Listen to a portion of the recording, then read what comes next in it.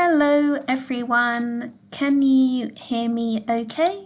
Do let me know in the chat function if you can hear me. Hi Virginie, it's nice to see you.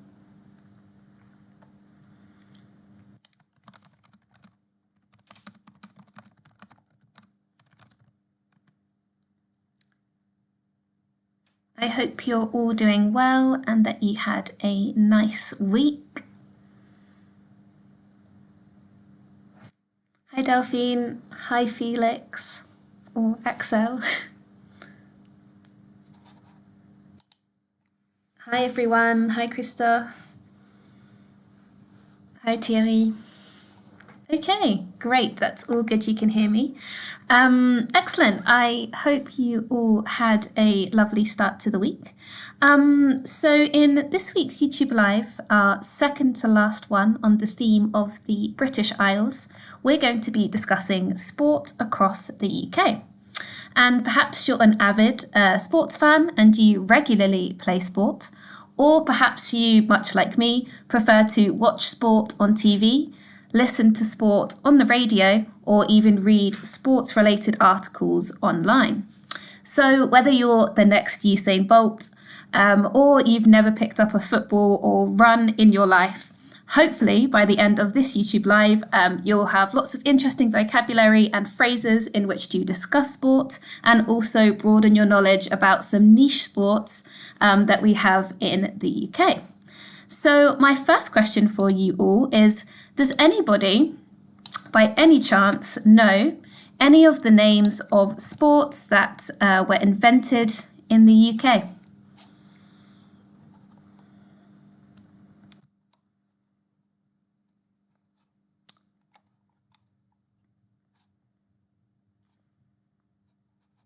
Anybody know any sports that were invented in the UK?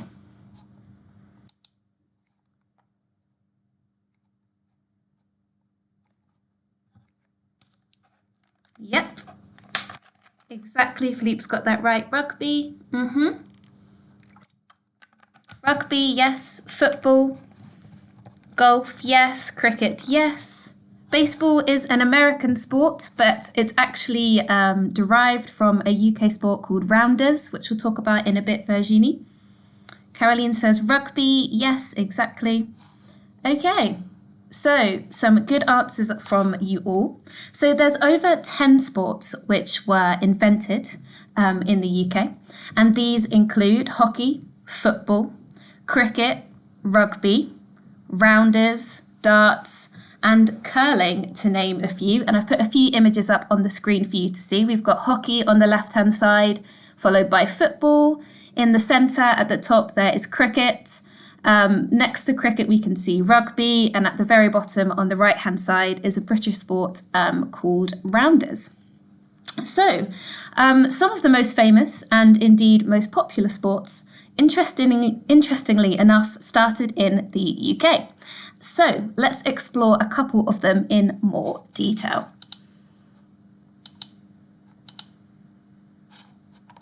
So the first one we're going to look at is football.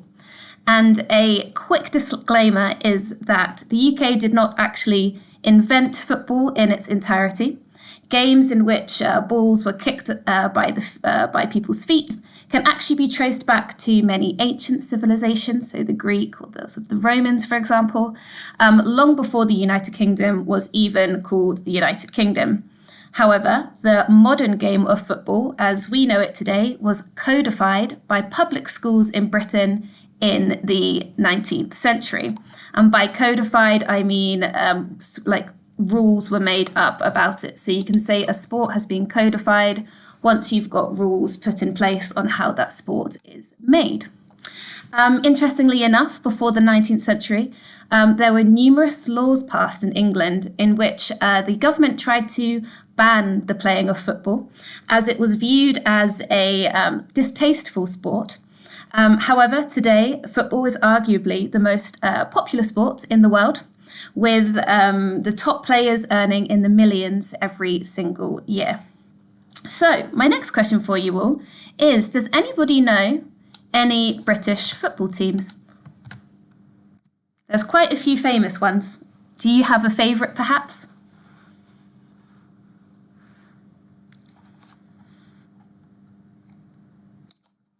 Any football teams that are played in Britain? Manchester, yes, Marie. Arsenal from Excel, yes, a very famous team. Arguably, those two are the most famous teams, alongside Liverpool.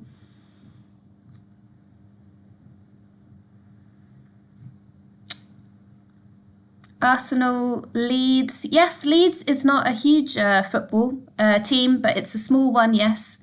And Isabel, when we say Manchester, it's Manchester United. That's the team. Manchester City, yes. Delphine has reminded us there that Manchester is divided into two teams, Manchester City and Manchester United. And these are notorious rivals because they're both in a small space together. Okay, some good examples from everyone. Everton, yes, that's a very a niche one there from Domi. Okay, cool. So, football is classed into four main categories in the UK. So we've got the Premier League, which is the very top, so creme de la creme. You've got Arsenal, Manchester United, Manchester City. All the best teams are in the Premier League, and this is where players will earn the most money. And of course, this is where sort of the best players will play, and they're sort of seen on an international scale as well. We've then got the Championship, which is the one below the Premier League, which you might find teams such as Ipswich, Sunderland, which are still good teams. However, they're not as good as the Premier League. And the idea, if you're in the Championship, is to win the Championship so you can move up to the Premier League. We've then got League One and League Two, and these are still good levels. However, they're not sort of on a national or international scale. You might only support a League One or League Two team if it's your hometown and you really root for them. So, for example, I live near Cambridge, and I know that Cambridge FC is either in League One or League Two. And I'm always interested to see how they're doing. However, I'm not an avid supporter because they're not a huge football team. But whilst we're famous for our football leagues and indeed for our famous teams, the England football team, as you well know, is notoriously known for losing at penalty shootouts. By the word penalty shootout, I mean if a team is drawing with another team in, so the score is 1-1 or 2-2 between Germany and England or France and England. At the very end of the match, they would do something called a penalty shootout. I'll write that for you. Can't spell today. Penalty shootout. Yes, so England, as I was saying, is not particularly good at penalty shootouts, and we also lost to France, as I'm sure you'll know, in the semi-final of the World Cup back in 2018. So yes, as I'm saying, whilst we've got some of the best players in the world, best teams and best football leagues, our actual England football team is notorious for not really winning the World Cup particularly often. Okay, so that's football. Now let's go on to another sport called rugby. So, much like football, sports resembling rugby, so this idea of having a ball and kicking it around a pitch, can be traced back to the ancient Greek and Roman times. The most popular game, as we know today, as you can see in the photo that I've got behind me, was first popularised at England's rugby school. And rugby is a place in the Midlands between Coventry and Northampton in the UK. So whilst we didn't necessarily invent rugby as such, it was formalised in Rugby, the place itself. And the story goes a little bit like this. We're unsure how true this story is, but apparently in 1823, a student called William Webb Ellis accidentally picked up a ball during a football match and he ran with it. So rather than kicking it with his feet, he used his hands. And apparently this led to the invention of rugby. However, as I said, it's uncertain as to how true this actually is. However, if you ever find yourself in rugby in the UK, there is a statue dedicated to William outside England's rugby school. And just for your general knowledge as well, the first official international rugby match was played in 1871. I'll write that date for you so you can see it. 1871, and this was played between two long-term standing rivals, England and Scotland. Okay, so my next question for you all is, does anybody know which teams play in the Six Nations rugby tournament? Have we got any rugby fans today watching the YouTube live who know the nations that play in the Six Nations rugby tournament? Thank you, Maxim. I try and be as interesting as possible in my YouTube lives. Wales is one of them, yes, Jean-Sébastien.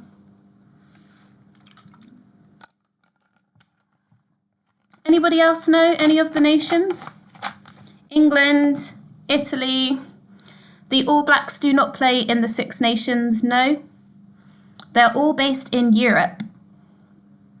France. Yes, I think we've got all of them. So the Six Nations that play are Italy, France, Ireland, Wales, England and Scotland. So we've got some good guesses there. A couple wrong. Germany, no. Australia, no. I'm not sure Australia even play rugby, actually. But some good guesses nevertheless. So when we're thinking about playing team sports, it's always good to have some vocabulary up our sleeves. So I've put together some useful vocabulary when playing team sports for those of you that enjoy playing sport. So on the left-hand side, I've written the word or phrase, and on the right is the definition. So we've got to dribble, and to dribble actually has two meanings. Dribble, you can dribble with your mouth. If you have a lot of saliva, you might dribble. A baby, for example, might dribble. But in sports, to dribble is to dribble with a ball. So it means the player is running with the ball, for example, in football, and that is a verb called to dribble. We've also got in football to score a goal. So a goal is sort of the net at the very end of the pitch to score a goal. And if you score 3 goals in a row as the same player, that's called a hat trick. We've also got, in rugby, you're able to score a try. So a goal in rugby is called a try. I think I might have frozen. Are you still able to hear me?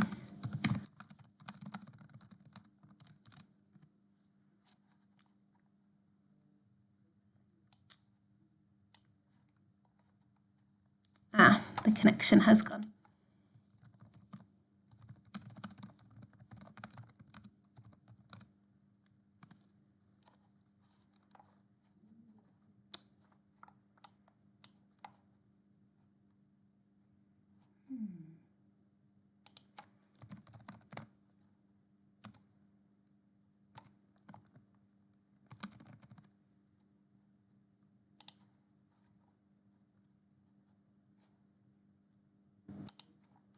Okay, I think that's fixed.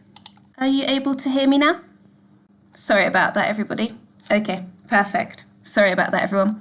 Okay, so as I was saying, football, you score a goal, and in rugby, you score a try. We've got things such as a red card and a yellow card. A red card is if you've done, potentially you've touched the ball with your hands, or you've hurt another player on the pitch, you might receive a red card from the referee. A yellow card is a warning from a referee. So if you've done a small mistake, but it hasn't impacted the game massively, you might receive a yellow card. And those are most common in games such as netball, football, basketball, sports such as these. We've also got the term offside. So in a verb sentence, you might say to be offside or I am offside in practice. And this basically means that the player has gone outside the marked pitch. So if they kick a ball offside, the opposing team will be able to kick it back on and play can commence again. And finally for you, I've got the word substitute. And in sort of everyday English, we might call it a sub. And as a noun, it means a person or a thing acting in the place of another. So if you are playing a football match, you can be called a substitute if you are not the first person to be playing the match. And it could also be used in a verb form as well. So to substitute, in which basically you replace a sports player with a substitute during the match. So you can say, I'm substituting for Wayne Rooney, or I'm substituting for David Beckham, for example. Okay, so my next question for you all is, what is your favourite sport, if you have one? I hope that you're all able to hear me a little better. Apologies for the Wi-Fi difficulties this evening.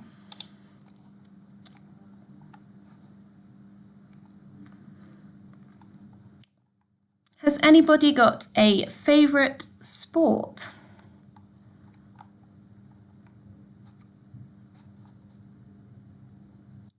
Tennis. We've got Maureen who likes dance. Yes, dance is good. I like dance as well. I really like hip-hop dance, actually. We've got swimming, diving. Martine, remember to swim ends with an M, not an N, so to swim. Diving, Brigitte says walking. Walking is a good sport, that's an easy one. Anyone can do that. KM likes salsa, me too, salsa's very fun. Okay, some great examples. Marie says horse riding. Remember, it's just one D for riding, otherwise you're saying horse riding. It's horse riding in English. An excellent example nevertheless. And Christopher's done a full sentence, says, my favourite sport is handball. It's a very French choice.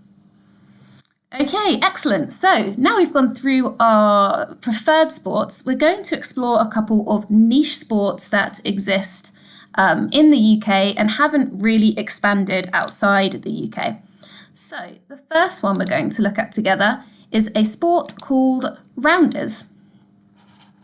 And most people who went to school in the UK will remember playing rounders during the summer in PE at school. And by PE, I mean physical education. PE class is a sport class in the UK. And the game is very similar to baseball, and it involves a bat, as you can see in the picture behind me, and a ball, and two teams. So I'll explain a little bit how it's played. Each team has a maximum of 15 players and a minimum of 6 players. One team will bat, while the other team fields and bowls. So as you can see in the picture, we've got a bowler, we've got a batter, and we've also got a fielder. A bowler will physically bowl the ball to the batter, who holds the bat, who will hit the ball, and the fielder will try and catch the ball or catch the player out. So this is how it works. The bowler bowls the ball to the batter who hits the ball. The batter then runs around this little diagram, as you can see behind me, to try and reach all 4 posts. And the fielding team, who are dotted around first base, second base, third base, and fourth base, will try to stop the batter doing a full circle. So they can do that by catching the ball without the ball touching the ground first. Or say if I hit the ball in the batting square and I'm running halfway to first base and the fielder catches the ball and touches first base before I arrive there, then I would be out. And the points work a little bit like this. So if the batter, myself, if I reach the second post or the third post or base, I score half a rounder because I've made it halfway through the round. And if I make it all the way to the fourth base without being caught out by a fielder, I earn my team 1 rounder. And the idea of the game is the team with the most rounders at the end, or the most points, wins the game. Usually you have 2 innings, and by an inning I mean 2 turns in which you play. So you start off as the fielders, and then you switch to the batters. So you get to do both turns, I guess. Yeah, both turns. Okay, so that's rounders. Unfortunately, rounders hasn't really taken off in other countries outside of the UK. So the bat and ball game has been played in England since sort of the Tudor times, but it is the influence for popular sports such as baseball, which is highly popular in the US, which is definitely a bit more interesting and popular than rounders. However, rounders always reminds me of being at school, and I have very fond memories of playing rounders with my friends as a child. Okay, so now we've had a look at some sports. Let's explore some famous sporting events that take place uniquely in the UK. So we're going to have a look at the Highland Games together. And my first question for you all on sporting events is, does anybody know in which country in the UK where we play the Highland Games? The name Highland might give it away a little bit for some of you.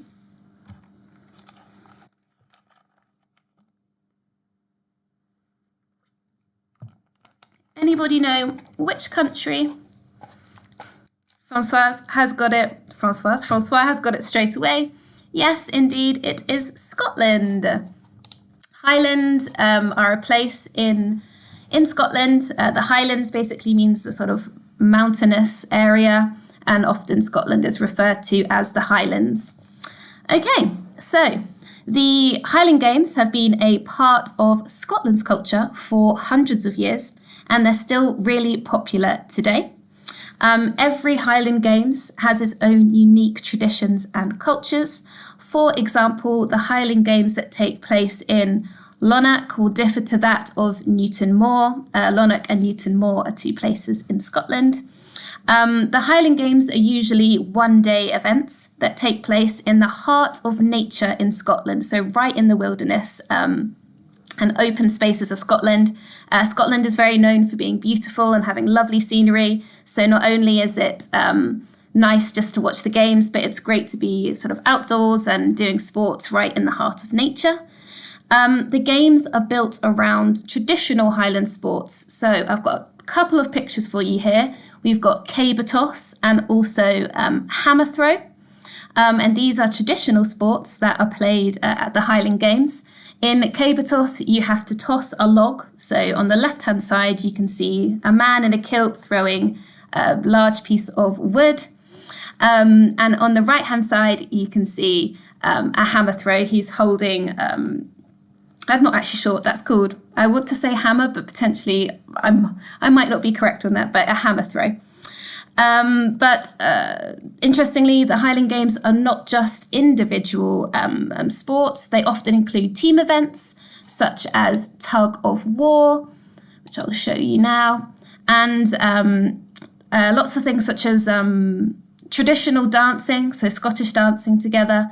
Apologies, my image of myself has cut off the rest of that. That should say bagpipe playing.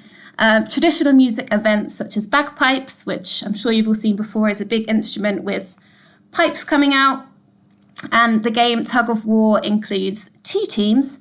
On either side, they all hold a rope, and the winner is the team that pulls the other team over a line in the middle of that rope.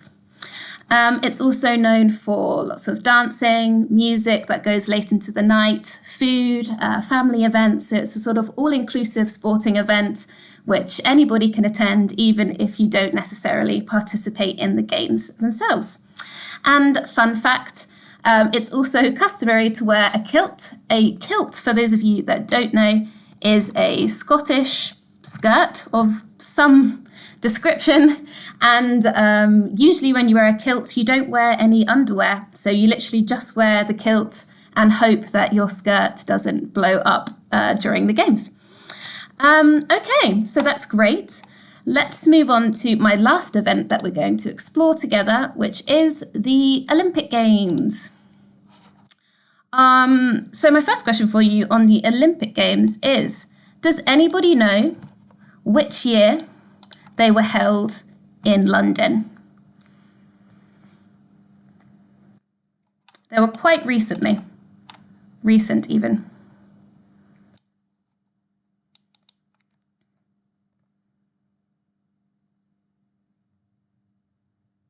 Anybody know which year they were held in London? Yes, KM has got it straight away. 2012 is the year that the Olympic Games were last hosted in the UK, in our capital, in London. So the London 2012 Olympic Games were centred around the Olympic Park in East London, so around Stratford. Almost everything was built from scratch, which created new jobs and interesting livelihoods for the people of East London. A lot of money was pumped into the area, helping develop not only sports arenas, but also housing, new schools, and just giving more money to the area in general.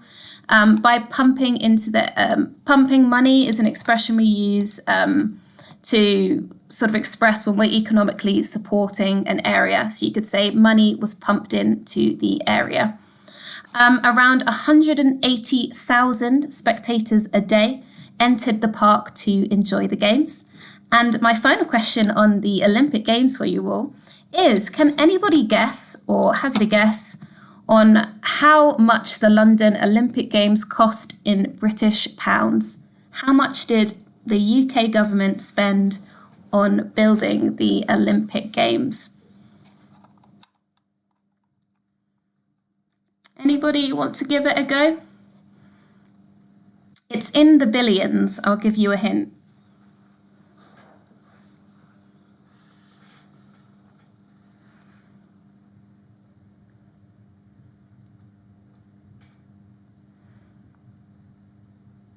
Anybody know or want to try?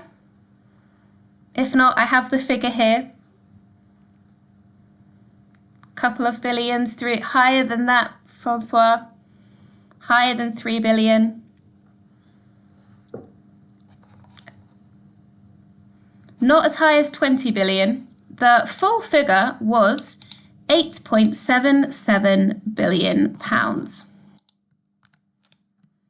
8.77 billion pounds on just the construction and the putting together of the Olympic Games. I'm sure a lot of money was generated in revenue from people buying tickets, from people visiting the UK, but the actual spending on the stadium, on all the preparations cost £8.77 billion, which indeed, as Francois says, is pretty crazy. Okay, so keeping in this theme of the Olympic Games, let's lastly have a little look at some vocabulary that we might use for describing Olympic sports. So on the left-hand side again, I've got for us some word and phrases, and on the right-hand side, we've got the definition. So the first one we've got is a personal best, which is can be shortened to PB as an acronym. And this is the athlete's top time recorded. So you might say Usain Bolt has run a PB, or Usain Bolt has run a personal best if he's beat his his personal time that he's ever achieved. We've also got did not finish, which is DNF, and that means that the athlete did not finish the race. So you might say Usain Bolt did not finish the race. Thirdly, we've got world record, which is an acronym WR, and that means that the athlete has beaten the previous world record. So if we think to Usain Bolt again, in the last Olympics, he beat the world record. We've also got Olympic record, OR, which is slightly different. It's not the world record as such, but they've beat the previous Olympic record. So any races that took place specifically at an Olympic Games only. And then lastly, we've got track events and field events. A track event is anything to do with running, so sprinting, long distance, middle distance, anything to do with running. And field events include things like javelins, when you've got the long stick or pole when you throw it, long jump, when you run and you have to jump in a sand pit to see how far you can get. Discus, which is a little bit like a frisbee. It's sort of a circular, quite heavy material which you fling out and see how far you can throw it. Those are called field events. And then lastly, I'll try and wrap up as quickly as I can because I see we're running slightly over. I've got a few phrases to describe sport. So we've got the home stretch, which means the last bit of the race. We've got an idiomatic expression, I have 2 left feet. So I've got an example there. If you can't dance, you might say, oh, I can't dance. I have 2 left feet, which basically means you're pretty clumsy on your feet and you have little rhythm when it comes to your footwork. In third, we've got to blow the competition away. And that means you've won a sporting event with ease. So, for example, when Usain Bolt won the 100-meter sprint, he blew the competition away because he won the competition with ease. Another expression which is useful if you're playing a ball sport is pass the ball down the line. So I might shout to a player, pass the ball down the line, which means you're passing the ball closer to the goal in line with the pitch markers, so the line. So when you see a pitch, you've got sort of a rectangle shape, and passing down the line means doing a sort of a direct line in which you're passing the ball towards the goal. And lastly, I've got another expression for you, which is to give it your best shot, which means to give something your best try or your best attempt. And that can be used both in sport and also in life. So you might say, I'm giving English, or I'm giving learning English my best shot. You're giving it your very best try. Okay, so that brings us to the end of this week's YouTube Live. I hope it was enjoyable for you. I apologise for the small Wi-Fi problem halfway through. Thank you for your patience in that. As always, do like and subscribe to our channel. The more followers we get, the more exciting content we can create for you. Feel free to share our YouTube Lives with your family, your friends, your colleagues. They're always 100% free, and we'd love to have you here and to talk with you. I hope you all have a fantastic week ahead, and I look forward to seeing you next week for our last and final YouTube Live on the theme of British Isles. I hope you have a lovely week, and thank you very much for coming.